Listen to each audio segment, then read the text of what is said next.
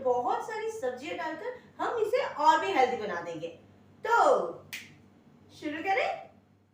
मसाला खिचड़ी बनाने के लिए मैंने यहाँ पर 1 कप जितने चावल और आधा कप जितनी अरहर की दाल ले ली थी। मैं ये खिचड़ी अरहर की दाल के साथ तैयार कर रही हूँ और उन्हें मैंने हाफ एन आवर के लिए भिगो लिया था। भिगोने के बाद अच्छे से वॉश कर लिया था और अब आइए इसका तड़का तैयार कर लेते हैं। तो ये वाली खिचड़ी ना मैं घी में तैयार कर रही हूँ। तो मैंने यहाँ पर 2 चम्मच जितना घी ले लिया था, उसी के साथ 1 छोटी चम्मच जितना जीरा ले लिया था, उसी के साथ कुछ खड़े मसाले ले लिए थे जिसमें 2 सूखी लाल मिर्च, 1 तेजपत्ता, 8-10 काली मिर्च, 4-5 लौंग, 1 बड़ी इलायची और 1 छोटा टुकड़ा दालचीनी का लिया था। साथ ही मैं चुटकी भर जितनी हींग पाउडर डाल दी थी। इसे हल्का सा सौते कर लेते हैं और सौते करने के बाद यहाँ पर मैंने एक बड़ा सा प्याज लिया था जिसको मैंने स्लाइसेस में कट कर लिया था। तो प्याज को हम हल्का हल्का सा भून लेंगे और भुनना तब तक है जब तक कि प्याज हमारी हल्की हल्की सी सॉफ्ट हो जाए।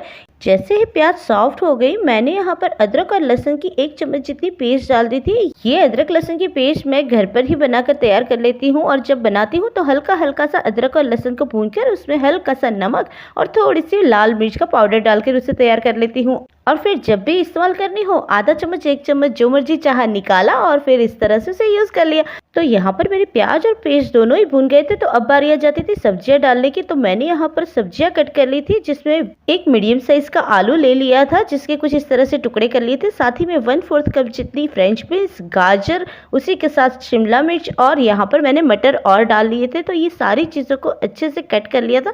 ज़्यादा बारीक नहीं करना है, थोड़े से मोटे टुकड़े रखने हैं। इन सारी चीज़ों को अच्छे से सौते कर लिया और अब बारी आ जाती थी, मेरे पास ये जो कुकर की लीड थी ना उसे मैंने ढक दिया था। कुकर को प्रॉपरली बंद नहीं किया था मैंने, ताकि उसके अंदर थोड़ा सा सब्जियां हमारी सिज जाए। बस जैसे ही सब्जियां हल्की सी पक गई थी मैंने उसे खोल लिया था एक बार और फिर से मिक्स कर लिया। अब बारी आ जाती थी, मेरे पास जो वो 2 टमाटर कटे हुए पड़े थे मैंने वो डाल दिए थे। टमाटर भी मैंने वही साइज़ के कट किए थे, ज़्यादा छोटे नहीं कट करने थे।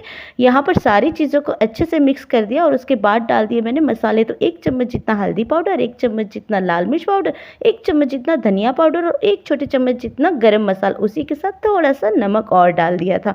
सारी चीज़ों को फिर से एक बार मिक्स कर लिया और मसालों को हल्का हल्का सा पका लिया था मैंने। और उसके बाद फिर से एक बार लीड लगा ली थी मेरी और इसी तरह से जैसे कि विसल नहीं बजानी और फिर से इसे एक बार कुक कर लिया।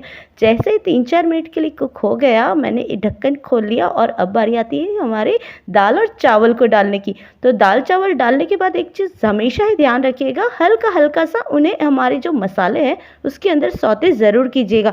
तो हमारे जो चावल होते हैं या फिर जो हमारी खिचड़ी होती है, पुलाव होता है, जो भी होता है बहुत अच्छा बनता है। चावल जो हमारे होते हैं वो खिले खिले से बनते हैं।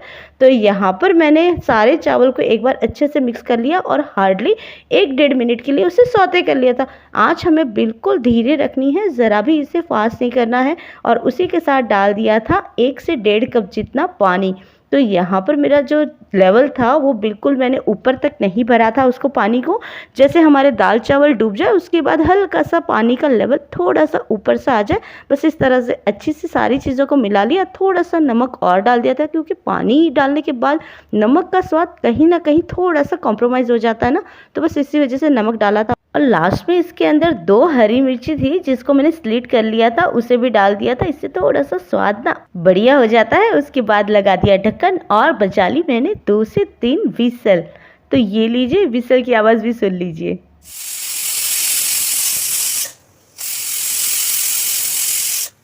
तो जैसे ही 2 से 3 विसल हो गई मैंने कुकर की लीड ओपन की, पर लीड ओपन करने से पहले सीटी जो होती है ना उसे थोड़ा सा ऊपर करके उसके अंदर बची हुई एयर को निकालना बहुत ज़रूरी हो जाता है, वरना एक्सीडेंट के चांसेस हो जाते हैं। खिचड़ी हमारी यहाँ पर बनकर रेडी है, बहुत ही यम्मी और टेस्टी बनी थी। तो अब बारी आ जाती थी इसे सर्व करने की। तो सर्व करने के लिए मैंने यहाँ पर एक प्लेट लगा दी थी। ये मसाला खिचड़ी देखने में जितनी अच्छी लग रही है ना उससे ज़्यादा टेस्टी थी। लास्ट में मैंने इसके ऊपर डाल दिया था धनिया। हाँ, हमारी खिचड़ी जो होती है ना हमेशा ही 2 चीज़ों के बिना अधूरी है। सबसे पहला हो जाता है दही और उसके बाद हो जाता है खिचड़ी के ऊपर घी। तो मैंने यहाँ पर 2 चम्मच जितना घी और डाल दिया था। ये सब चीज़ें ना नुकसान नहीं करती है, तो खिचड़ी के ऊपर हमेशा ही घी डालकर खाना चाहिए। तो बनाइए इसे, एंजॉय कीजिए और हाँ, सब्सक्राइब भी कर दीजिएगा।